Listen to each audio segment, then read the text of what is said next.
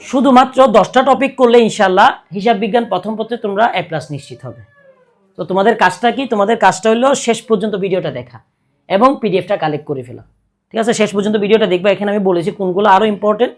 তো প্রতিটা অধ্যায় থেকে আমি দিছি। তোমাদের কাজ হলো সম্পূর্ণ ভিডিওটা দেখা, এরপর আমি এমসিকিউর ভিডিওটা আপলোড দিব ইনশাল্লাহ। আগে তোমরা এটা দেখে ফেলো তাড়াতাড়ি এবং প্রিপারেশন নেওয়া শুরু করে দাও। ঠিক আছে, তাহলে শুরু করি। হিসাব বিজ্ঞান থেকে প্রতিটা অধ্যায়ে কোন টপিকগুলো পড়তে হবে সেটা নিয়ে আমি এখন ধারণা দিব। এর আগে কিন্তু আমি একটা পূর্ণাঙ্গ ভিডিও ছেড়েছিলাম, সেটা আমি ডিসক্রিপশন বক্সে দিয়ে দিব, সেটা একটু দেখে নিবা। ঠিক আছে, এগুলো করলে ইনশাল্লাহ, এই টপিকগুলো করলে অবশ্যই থাকো তুমি A+ পাচ্ছ এবং 100% কমন আসবে। এই টপিকগুলোর বাইরে আসলে প্রশ্ন দেওয়ার সম্ভাবনা নাই। হ্যাঁ, তুমি এখন বলতে পারো স্যার এমসিকিউ তো অনেক কঠিন দিচ্ছে, বা এটা কিছু করার নাই, এমসিকিউ আসলে কঠিন দিচ্ছে। দেখবা যে বিগত সালে যেভাবে আসে সেভাবে কিন্তু আসতেছে না। ঠিক আছে, সেজন্য একটু এমসিকিউর ক্ষেত্রে সতর্ক থাকবা, আর যদি তোমরা চাও আমাকে জানাবা। আসো, প্রথম পত্রের মধ্যে কোনগুলো দেখবা? প্রথম পত্রের মধ্যে হিসাব সমীকরণ এবং তার প্রয়োগ, লেনদেনের চিহ্নিতকরণ এবং বিশ্লেষণ, হিসাবের শ্রেণীবিভাগ, এই 3টা টপিক দেখে নিবা প্রথম অধ্যায়ের মধ্যে। ঠিক আছে, দ্বিতীয় অধ্যায়ের মধ্যে এগুলো একটু দেখে নিবা, জাবেদা, খতিয়ান এবং 3 গড়া নগদদানের, এইটা একটু দেখে নিবা, বই প্রস্তুত করা। ঠিক আছে, তারপর আসো তোমার তৃতীয় অধ্যায়। তৃতীয় অধ্যায়ের মধ্যে তুমি দেখবা নগদান বই, ব্যাংক বিবরণীর পার্থক্য নির্ণয়, সমন্বয় সংশোধনী জাবেদা, ব্যাংক সমন্বয় বিবরণী প্রস্তুতকরণ, এগুলো একটু দেখে নিবা। এই টপিকগুলো তোমাদের কাজকে জানো, ভিডিওটা শেয়ার করে পিডিএফটা নিবা, নিয়ে শেষ করবা, দাগ দিবা, শেষ করবা, দাগ দিবা। ঠিক আছে, তারপর তোমার চতুর্থ অধ্যায়ের মধ্যে এগুলো একটু দেখে নিবা। ঠিক আছে, সংশোধিত দাখিলা নির্ণয়, ব্যয় মিলের অন্তর্ভুক্ত হয় না এমন দফার তালিকা এবং ব্যয় মিলের শুদ্ধিকরণ, এই 3টা টপিক দেখে নিবা। তারপর পঞ্চম অধ্যায়ের মধ্যে যদি আমরা আসি, তাহলে রক্ষণশীলতার নীতি, পূর্ণ প্রকাশ নীতি, চলমান প্রতিষ্ঠানের ধারণা ব্যাখ্যা করো। ঠিক আছে, এটা একটু দেখে নিবা।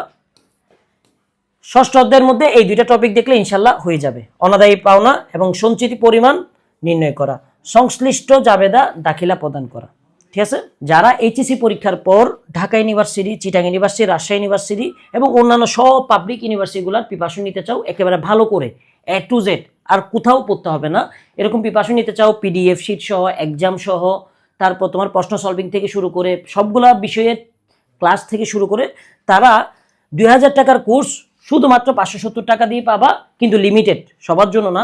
যারা এই মাস এবং পরীক্ষার পরের ভিতর ভর্তি হয়ে যাবা তাদের জন্য এই অফারটা। ঠিক আছে, তোমরা যারা ভর্তি হতে চাও, হ্যাঁ, এখানে কি কি আছে সবগুলো দেওয়া আছে, এই নাম্বারে যোগাযোগ করবা। ঠিক আছে, সপ্তম অধ্যায়ের মধ্যে এই 3টা টপিক দেখে নিবা। এর মধ্যে বকেয়া এবং অগ্রিম নির্ণয়, এটা আমার মনে হচ্ছে এবার হয়তো চলেও আসতে পারে, এটা একটু দেখে নিবা। সমন্বয় দাখিলা প্রদানটা দেখে নিতে পারো।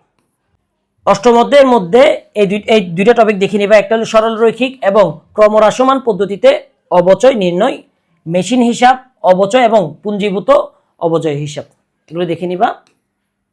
নবম অধ্যায়ের মধ্যে বিষয়তায় বিবরণী, এক ধাপ, সেটা দেখে নিবা। তারপর মালিকানা সত্ত্ব বিবরণী, আর্থিক অবস্থার বিবরণী প্রস্তুতকরণ, এই 3টা টপিক দেখে নিবা। আর আমি আবারও বলে দিচ্ছি কোন অধ্যায়গুলো সবচেয়ে কমন, সেগুলোর জন্য আমি আরেকটা ভিডিও দিছি, সেটা একটু দেখে নিবা। আর এগুলো আমি প্রতিটা অধ্যায় থেকে তোমাকে কমন টপিকগুলো দাগে দিচ্ছি, যাতে যার কাছে যেগুলো ভালো লাগে সেগুলো করবা এবং সেখানকার এই টপিকগুলো মাস শেষ করে যাবা, এই টপিকগুলো শেষ না করে যাবা না। দশম অধ্যায়ের মধ্যে এগুলো দেখে নিবা। প্রারম্ভিক এবং সমাপনী মূলধন নির্ণয়, লাভ লোকসান বিবরণী প্রস্তুতকরণ এবং উত্তোলনের সুদ নির্ণয়। এই তো, এগুলো যদি দেখো ইনশাল্লাহ, তাহলে আমার মনে হয় যে ইনশাল্লাহ তোমাদের কমন আসবে, ইনশাল্লাহ কমন আসবে ইনশাল্লাহ। হ্যাঁ, অন্তত সৃজনশীল তুমি কমন পাচ্ছ। এমসিকিউর জন্য একটু হার্ড হচ্ছে, এটা সত্যি। তাও যদি তোমরা এমসিকিউর জন্য টপ 300টা এমসিকিউ চাও আমাকে বলবা, যেগুলা মানে বেশিরভাগ আসে। ঠিক আছে, টেস্ট পেপার এবং অন্যান্য বড় ভাইদের ভিডিও, হ্যাঁ, এবং বিগত সালের প্রশ্নগুলো আমরা বিশ্লেষণ করে 300টার মতো রেডি করছি। তোমরা যদি চাও তাহলে আমরা সেটার ভিডিও দিব, আর এই পিডিএফটা কালেক্ট করে নিবা। আর কোন বিষয় সম্পর্কে চাও অবশ্যই আমাদেরকে জানাবা।